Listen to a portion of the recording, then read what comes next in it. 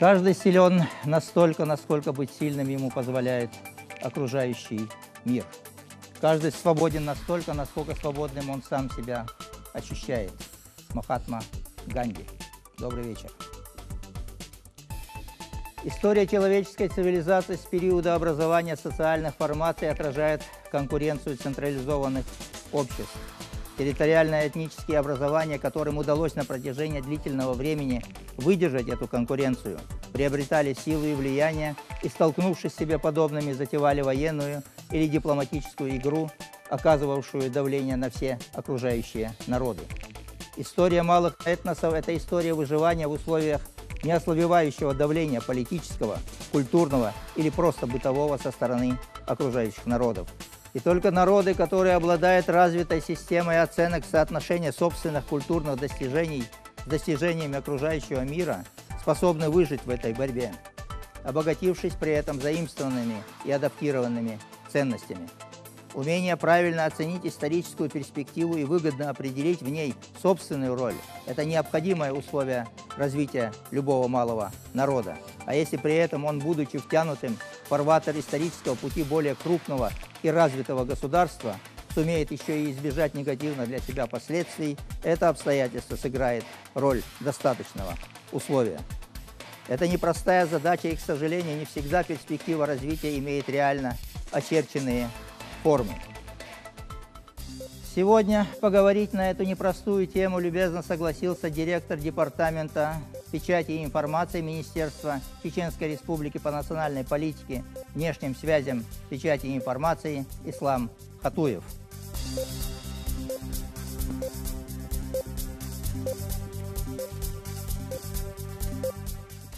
Ваш волос.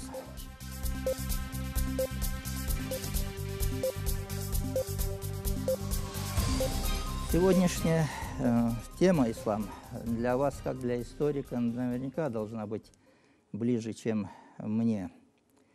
Я, признаться честно говоря, всегда люблю разговаривать, обсуждать те или иные вопросы с людьми, которые в обсуждаемых вопросах разбираются лучше, чем я сам.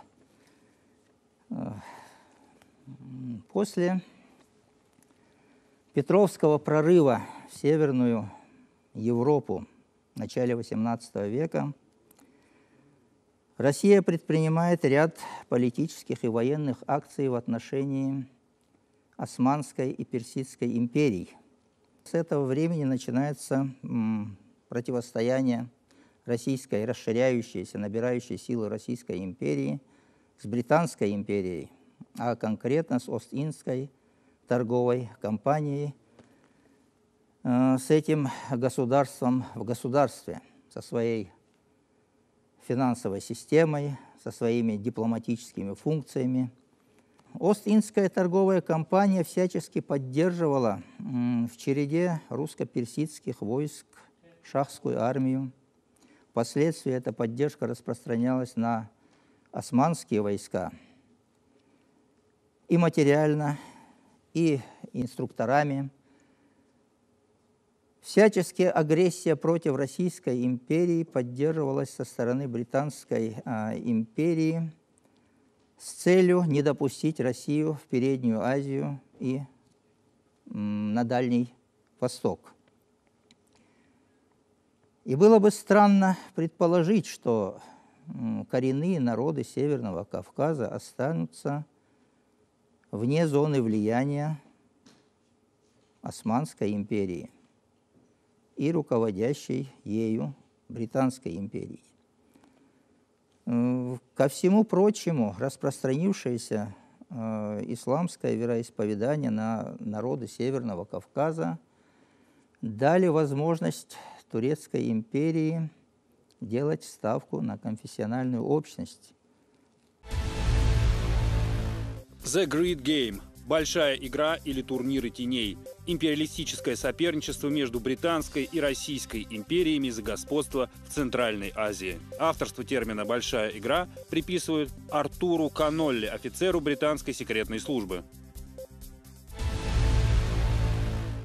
Ну, во-первых, вы правы в том плане, что да, именно с Петровской эпохи, когда произошел такой северный прорыв России, выход в Балтийское море, да, Россия стала мощным морским государством, морской державой, то опять интерес к южным рубежам возрос. Но этот процесс был все-таки раньше. Дело в том, что после свержения ордынского ига к концу 15 века, уже с этого времени усиливающееся, расширяющее свое влияние русское государство уже предпринимало попытки проникновения на юг.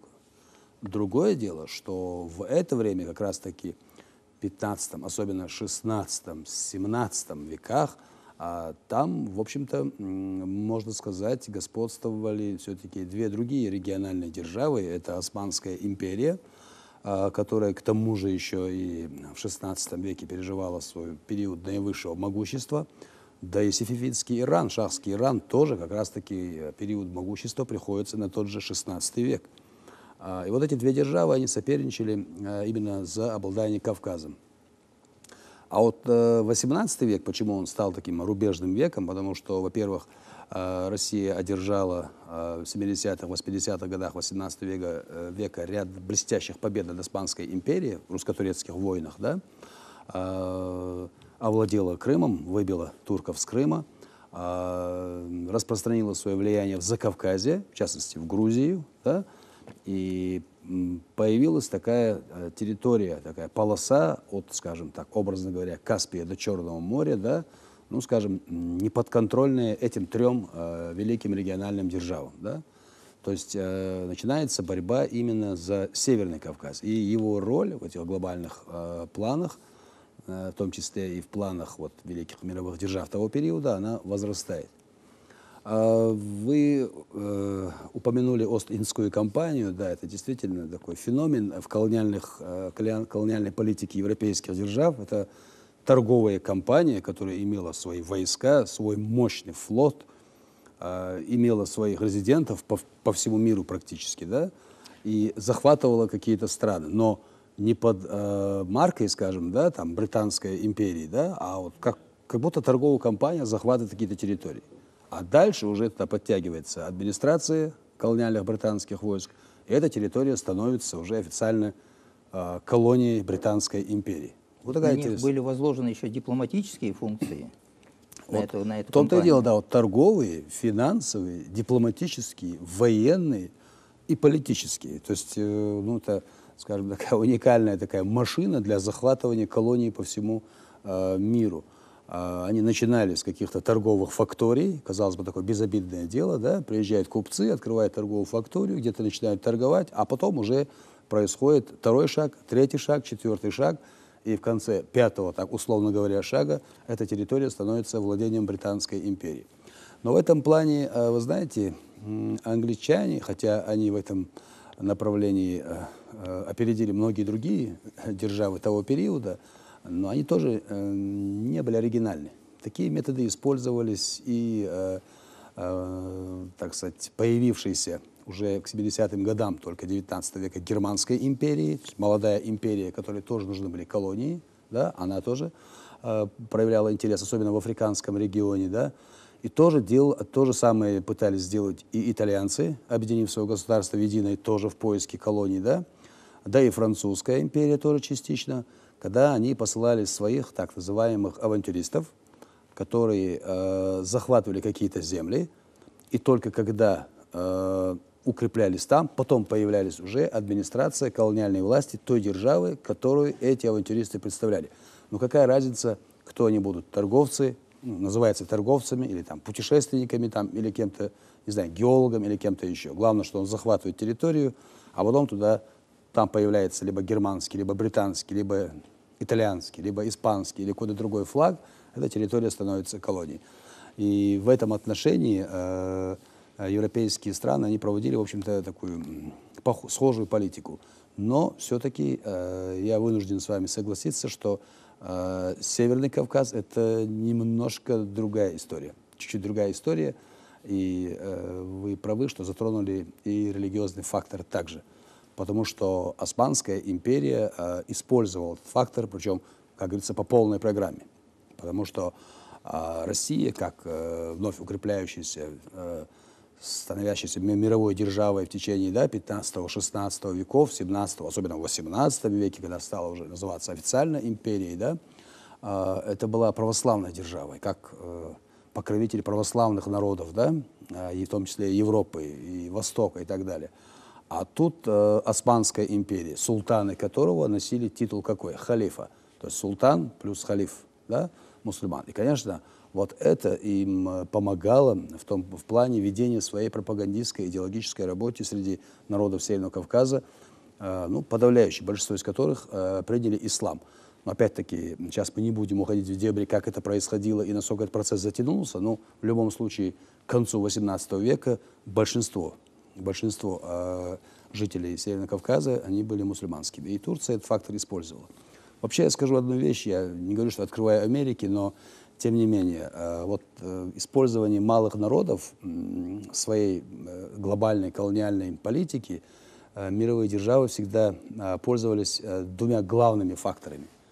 Первое – это этнический, второе – это религиозный, конфессиональный фактор. Даже, казалось бы, социально-политический фактор или социально-экономический фактор, который должен был бы быть на первом месте, он отходил, как правило, вот в этих играх, политических играх держав, на 3-4 место. Настолько выгодно было использовать этот фактор. И, кстати, к сожалению, эти два фактора используются даже сейчас, когда на дворе у нас 21 век. Продвижение России на юг, помимо сопротивления османской, персидской до этого империи, которые отстаивали свои владения и зоны влияния, Россия столкнулась с очень ожесточенным долголетним сопротивлением народов Северного Кавказа. И как мы только что упомянули, используя конфессиональную общность, Турция пыталась спровоцировать народы Северного Кавказа на вооруженное сопротивление долгое время. В конце концов, это ей удалось. Похоже, что в этом вопросе на Северном Кавказе Россия пропагандистскую игру проиграла. Смотрите, я перебью вас, Муса. Дело в том, что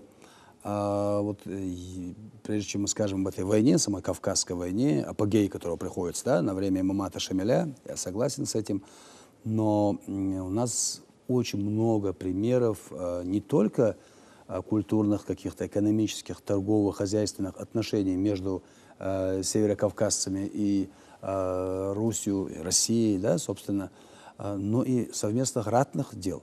Мне волей судеб пришлось заниматься этим вопросом. У меня вышло несколько научных публикаций на эту тему.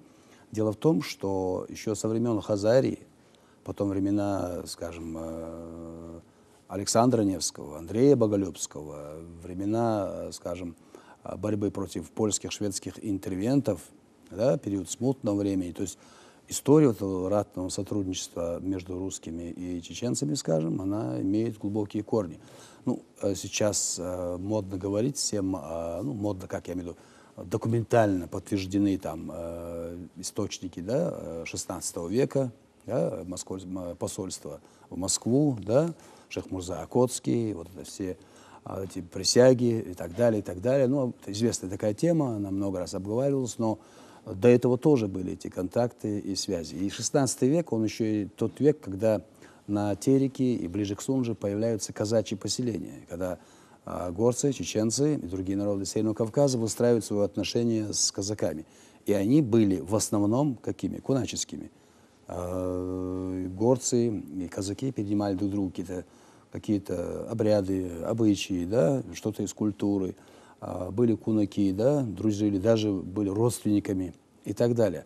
Но потом, когда уже начались те события, о которых вы говорили, начиная с конца XVIII века, когда уже забурлил Северный Кавказ, и когда начались уже боевые действия, вот тогда уже казаков стали использовать как один из военных отрядов для продвижения интересов империи на юге, на южных рубежах.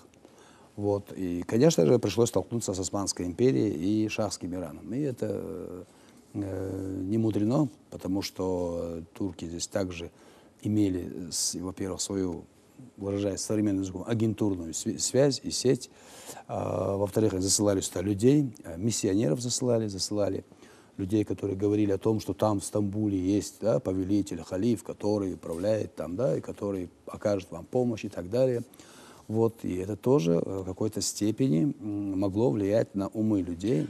Правильно я вас понял, Ислам.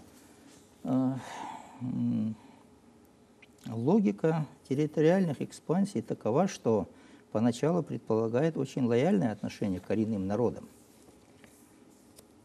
По всей видимости, они поначалу таковыми и были. Нам очень много известно о наиболее таком динамичном, драматичном периоде взаимоотношения России и кавказских народов. Я имею в виду Кавказскую войну. Но период до начала Кавказской войны освещен намного слабее. Совершенно верно. Совершенно верно. Содержать Кавказскую линию в исправном и почтительном состоянии. Народы горские, всякого рода к сей линии прилеглые, удерживать в кротости и повиновении ласкою, отвращая от них все, что служит к их притеснению или отягощению. Для обеспечения же себя в верности их содержать при вас или в ближайших губернских городах от них аманатов, а при них имея приставов, которые ласкою могли бы удерживать в них приверженность к России. Рескрипт Павла I главнокомандующему на Кавказе генералу Гудовичу 5 января 1797 года. Скажем, даже для студентов, молодежи учащихся, когда встречаешься, когда начинаешь рассказывать им про события 16-17 веков, то есть начало складывания дружеских, союзнических отношений между северокавказскими народами и российским государством, столько ярких личностей, знаете, они даже удивляются, что есть такой пласт истории, для них он, в общем-то, и не знаком. Не вскрытый. Всех как, скажем, там, монголо-татарское нашествие, да, там, в 13 веке, там, нашествие хромого Тимура, потом происходит какой-то провал в истории, да, как будто не было 15, 16, 17, 18 веков, потом всплывает народно-освободительная война под руководством шейха Мансура, имама Шамиля. Чтобы этого провала такого, я образно говорю, чтобы такого провала не было, я думаю, что для молодежи надо доводить именно вот эти вот яркие личности того времени, яркие события того времени, именно 16-17 века. Это как раз-таки очень интересный период, потому что он мало изучен. Допустима ли мысль, Ислам, что конфликт на Северном Кавказе, который разразился, перерос в многолетнюю Кавказскую войну, был спровоцирован турецкой, и управляющей ею Британской империями? Хотя бы в форме дискуссии. Допустимо ли это мысль? Смотрите, допустим, сегодня мы так вскользь упомянули слово «Америка», да, вот возьмите, скажем, тот же американский континент, где пионерами в колониальных захватах были португальцы и испанцы, а потом уже туда пришли более две современные мощные державы того времени, Франция и Англия, и между французами и англичанами шла борьба за обладание американскими территориями. Кто там был коренным народом? Индейские племена, да? Все знают классика литературы, западной литературы Фенемора Купера, да? И его знаменитый «Последний из магикан». Сколько фильмов снято, сколько там рассказов. Да, там цикл. И все считают, что именно магикане, да, это вот такие благородные племя. А вот те племена, скажем, те же гуроны или другие племена, они какой-то отрицательным таким идут. Почему? Потому что писал английский писатель. Английская позиция. Английская позиция, если спросить, скажем, французскую позицию, но, видимо, в то время кто-то из классиков французской литературы, коих тоже очень много, да, не исследовал эту тему, не написал такого произведения, как это смог сделать Купер. И вот получается, что эти племена стравливались между собой. Кем они стравливались? Англия и Франция. Стравливались между собой, чтобы ввести свою колониальную политику. Конечно, элемент использования, даже, скажем, такое грубое слово, натравливание, да, провоцирование, да, он имел место с разных сторон, с стороны разных держав в разжигании конфликта. Но если взять, скажем, ту же Османскую империю, да, и взять ту же британскую колониальную империю, да, которая уже в XIX веке ну, в общем-то, диктовала условия Османской империи. А вот посмотрите, если документы того времени, дипломатические документы, исторические документы, то что пишет британская разведка, что пишут говорят британские политики. Они говорят о свободной Черкесии. То есть вот, черкесские земли должны быть свободны. То есть они не хотят, чтобы они и к Турции попали. Имеется в виду весь Северный Кавказ. Образ так называется, Северный Кавказ. Чтобы они и к Турции попали, не хотят они. К России ни в коем случае. А чем это объясняется? А вот если Турция, она подконтрольная страна, то есть даже если там Турция распространит свое влияние среди народов Северного Кавказа, и даже если это влияние превратится в управление ими, то мы сами управляем Османской империей, Англия, да, то есть легче будет контролировать. А если Россия, как соперник, да, для англичан, если Россия в XIX веке, да, выйдет к рубежам Черного моря, Каспия, станет уверенно на Кавказе, становится транзитной державой. Совершенно верно. Тогда это уже опасно для англичан. И они это не скрывали, и прямо в парламенте и обсуждали эти вопросы, и говорили, что мы не можем для наших интересов позволить России укрепиться на Кавказе. Ну и из этого надо исходить тем, кто занимается изучением этого драматического, трагического, героического, никто не отрицает, героического периода нашей истории, что были и такие, скажем, те вещи, которые незаметны, да? Есть видимая сторона айсберга, да, а есть, может, еще больше, но которую не видно на поверхности. Вот эти дипломатические игры, разведка, да, вот эти борьба держав за сферы влияния и так далее, и так далее. Там очень много факторов. И, ну, если кто-то еще сомневается, скажем, в роли той же Турции в XIX веке, то я приведу пример переселения чеченцев в Турцию после завершения Кавказской войны. Мы к этому еще подойдем. Я почему-то хорошо знаю, потому что мой прадед тоже попытался, его звали Хаджи Мурат, Исамби Хаджи Мурат, он попытал счастье и хотел отправиться в Османскую империю, когда отправлялись туда около 25 тысяч чеченцев. И он потом, вернувшись, а там чуть больше 1000 человек смогли вернуться, остальным не дали, и он наяву, не будучи грамотным человеком, он говорил, что это заговор, и Османская империя не собиралась принимать своих собратьев по вере, помогать им, обустраивать и так далее.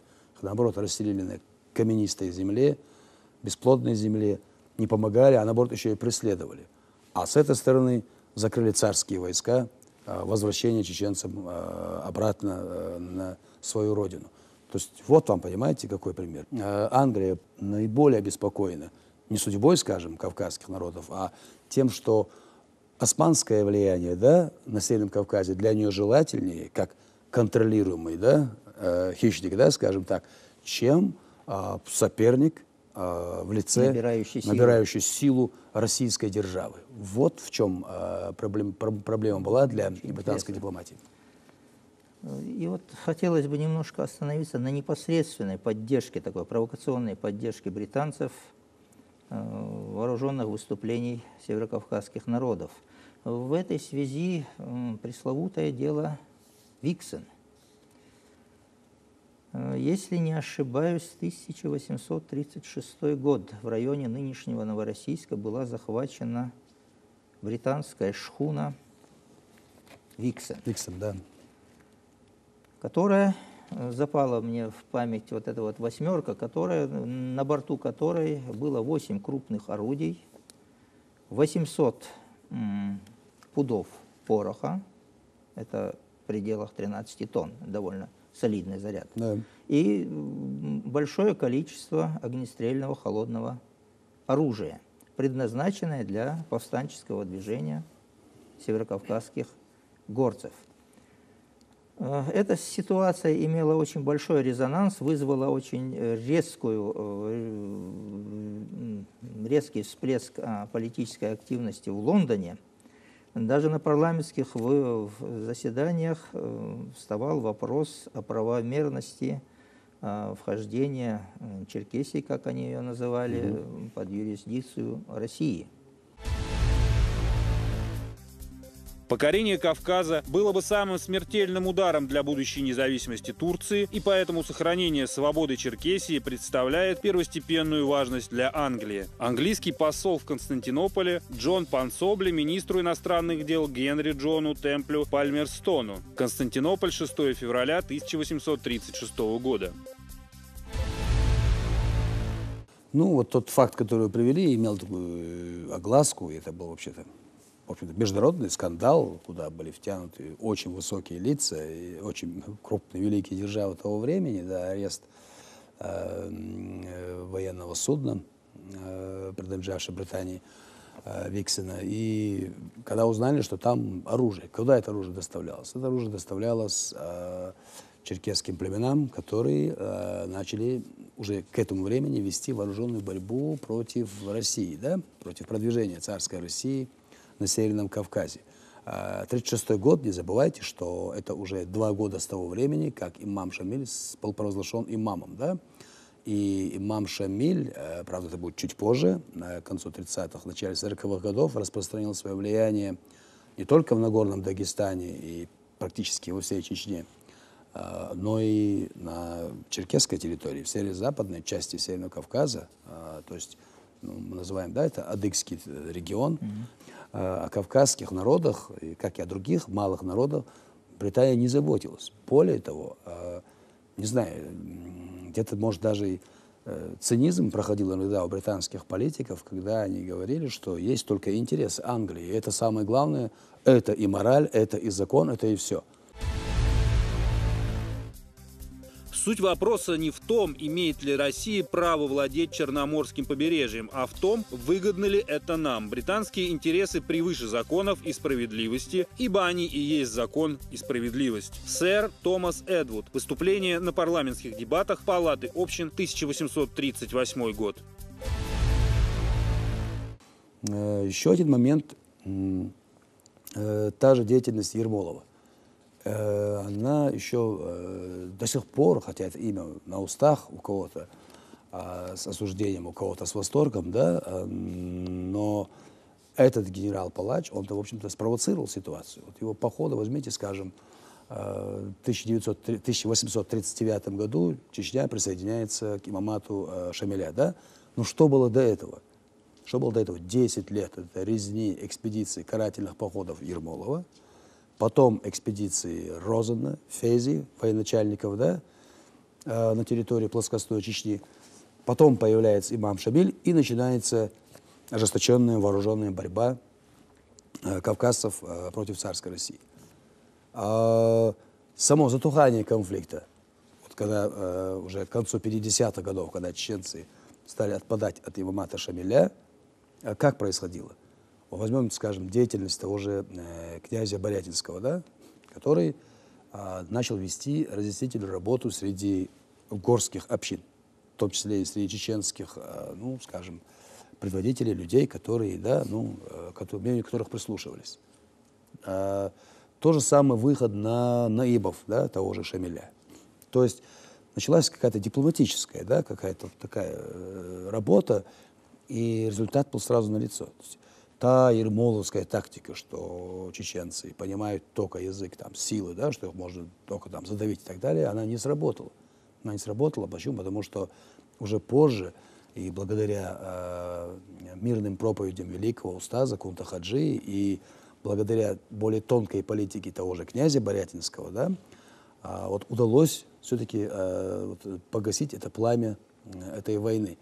В 1859 году имам Шамиль сдался в плен. В 1864 году прекратили организованное сопротивление черкесские, адыгские племена. В 1877 году, во время русско-турецкой войны, уже в составе русской армии сражались чеченские добровольцы против армии Османской империи. И там был мой родственник, будущий царский генерал Эрисхан Алиев. Он сражался, будучи совсем юным, рядом уже с известным чеченским офицером царским Арцу Чермоевым. Должен появиться такой лидер, который должен вести людей к тому, чтобы сберечь людей, как можно больше людей, своего народа. Безумно сказать «вперед, давайте погибнем все» – это одно. Если, скажем, взять тот же, в буквальном смысле, подвиг Кунта Хаджи, когда он призвал прекратить сопротивление, тем самым сохранить нашу Сохранил нацию. Да, народ, да? да, это подвиг.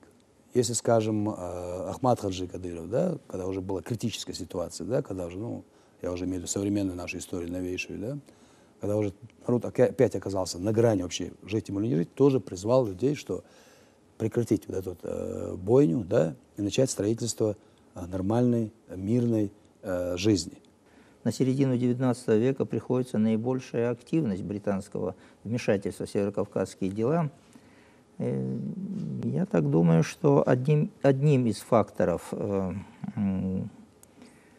активности британцев было то, что они не могли никак допустить, вернее, не хотели допустить укрепления России на Кавказе. Они хотели создать своего рода буферную зону между Российской империей и Передней Азией. То же самое происходило на территории Средней Азии. Совершенно Опять-таки, используя местные народы, очень долго сопротивлявшиеся российской экспансии.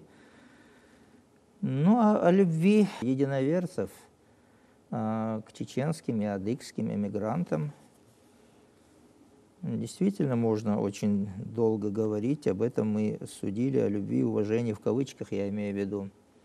Достаточно вспомнить книгу Баграта Шинкубы «Последний из ушедших». Он говорит о трагической судьбе одного из адыгских народов убыхов, которые просто исчезли с лица земли в период вот этой вот эмиграции в Турцию.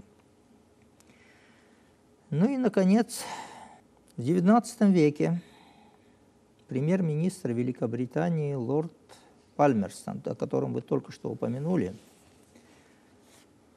на Парижской конференции 1856 года, задача которой была в том, чтобы закрепить результаты Крымской кампании, да, в которой Россия потерпела поражение от коалиции, поднял вопрос о независимой Черкесии. Причем очень настойчиво поднял вопрос о независимой Черкесии. И только лишь укрепление российских позиций на Кавказе дало ей возможность отстоять тогда свою точку зрения на этой конференции. И тем не менее, после окончания Кавказской войны Британская империя всячески провокационно поддерживала, провоцировала вооруженные выступления горских народов против России, вплоть до событий начала XX века. Черкесия – ключ ко всем последним завоеваниям, которые совершила Россия. Овладение Черкесией обеспечит России и овладение Константинополем. Россия, вдобавок к тем войскам, которые высвободятся после завоевания Черкесии, найдет также в одной лишь Черкесии по меньшей мере 100 тысяч рекрутов для своей армии. Причем, как доказано опытом, это будут солдаты лучше тех, кто служит под ее знаменем. Из личной переписки лорда Пальмерстона, Константинополь, 25 сентября 1836 года. Ну, вы правильно сказали, что, во-первых, упомянули используют такие слова, как буферная зона. Кавказ – это ворота в Азию, да? В мусульманских странах англичане почему-то считали, что они имеют, скажем, ну, я не знаю, какое-то право, что ли, господства, да, потому что и на Аравийском полуострове они были, и в Индии они были, и, скажем, в Египте, да, то есть и влияли на Османскую империю, то есть на Иран влияли, да, скажем, ту же великую, огромную Индию англичане захватили тоже посредством Ост-Индской компании. Китай, да, Китай, путем освоения Китая, да. так называемой скалы Гонконга, да, Гонконг, практически даже не заходя в страну, по сути, подчинили ее вот себе. Эта тактика англичан, она срабатывала везде. И нужно было, они продвигались и в Центральной Азии, потом они появились и в Афганистане, да, они стали влиять на шахский двор, они стали влиять на султанский двор Турции, то есть они очень плотно влияли на хетивский двор в Египте, да. Ну, а часть других территорий, скажем, Алжир, Тунис, часть Марокко уже попали под влияние французской колониальной империи, то англичане, они сосредоточили свои усилия все-таки на азиатском регионе, и здесь им мешала Россия. Создание этой буферной зоны из этих Черкесии, из этих кавказских вольных обществ, это Англию, в общем-то, устраивало. Почему? Потому что такой беспокойный регион, которым Россия не смогла бы управлять, это один момент. Второй момент, оттуда потом, чтобы, скажем, да, какие-то совершать враждебные действия против, да, инициировать враждебные действия против российского государства, против Российской империи.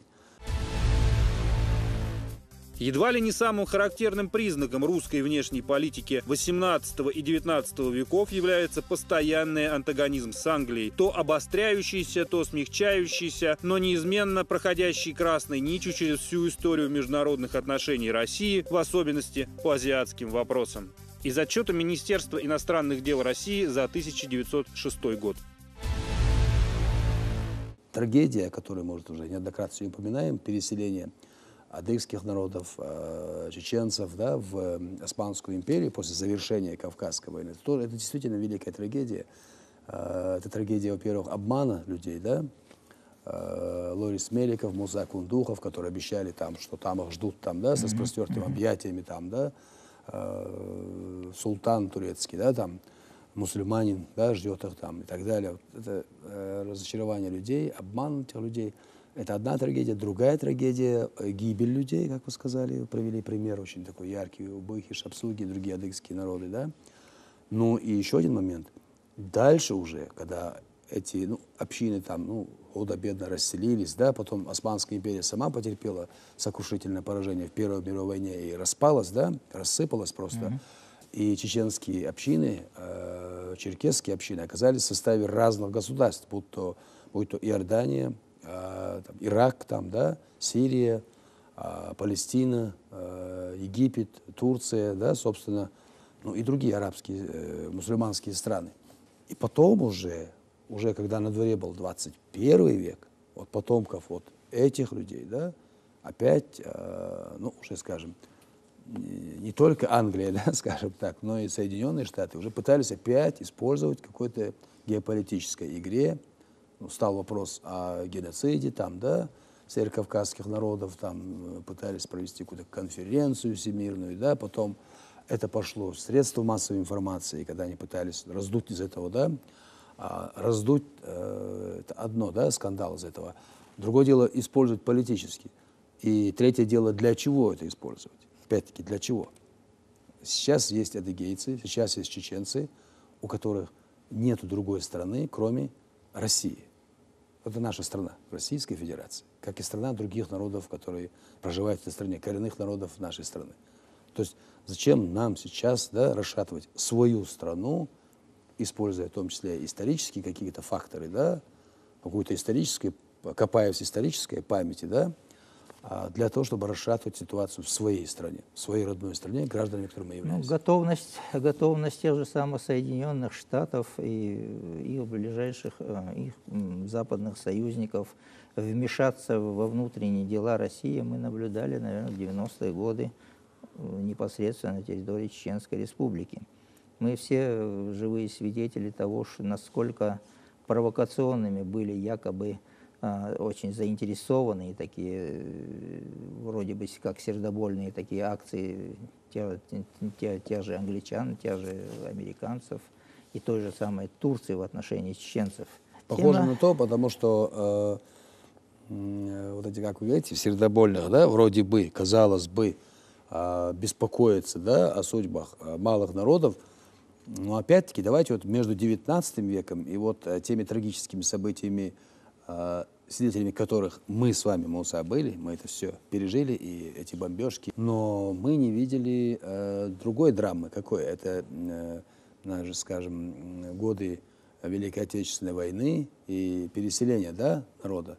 Вот то же самое, западная хваленная демократия, как писал в свое время Абдурахманов Тарханов, не заметила исчезновения с карты целых народов. Когда это нужно использовать, вот тогда уже каждый, не то что народ, да, малый народ, а вообще каждый один человек, судьба одного человека начинает их так интересовать, что раздувается скандал, говорится о каких-то правах человека и так далее. Вот это такое раскручивание такой идеологической машины. Это было в XIX веке, только использовали свои средства, которые были в тот момент технологии, да, Это было и в середине 20 века, это было и в конце 20 века, начале 21 века. То есть начинают копаться в истории, начинают играть на струнах религиозных твоей души, начинают играть на струнах национальных твоей души. Религия — это свято. Вспоминают исторические обиды. Исторические моменты, обиды, начинают их раздувать, манипулировать ими, использовать их в современной политической жизни. И получается, что да, быть религиозным — это замечательно. Да, любить свой народ, быть патриотом своего народа — это прекрасно, и это надо так делать.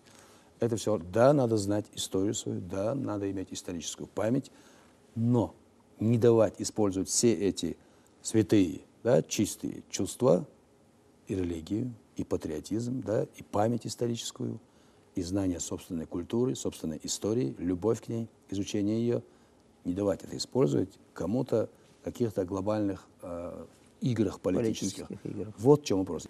Ислам – это очень обширные темы. Я так думаю, что в ближайшем рассмотрении многие аспекты из этой темы вызовут какие однозначные выводы, какие неоднозначные выводы. Как говорится, сопоставление, соизмерение выводов, наверное, рождается нечто подобное истине. Вот мы с вами, скажем так, более или менее у нас все точки зрения сходятся с вами, Муса. Более-менее, да? Где-то у нас есть свои точки зрения, но в целом, скажем так, в основном, да? Я представляю, сколько сейчас, после нашей этой беседы, которые посмотрят, прочитают, послушают люди, сколько будет суждений и сколько в нас полетит с критических стрел, да? Не привыкать, наверное. Но это будет 100%. Но тем не менее, я опять-таки, раз мы говорим о большой игре, раз мы говорим о глобальных политических играх, давайте и мыслить тоже немножко глобально, а не зацикливаться там, да, на каких-то периодах истории, на каких-то моментах. А масштабно мыслить через историю, через настоящее и думать о будущем. Вот я к чему хотел. Да и вообще ислам, обида очень плохой советчик, тем более в таких важных вопросах. Спасибо вам за интересную беседу, Ислам. Я думаю, за пределами этой передачи у нас с вами тоже будет о чем поговорить. Спасибо вам. Спасибо.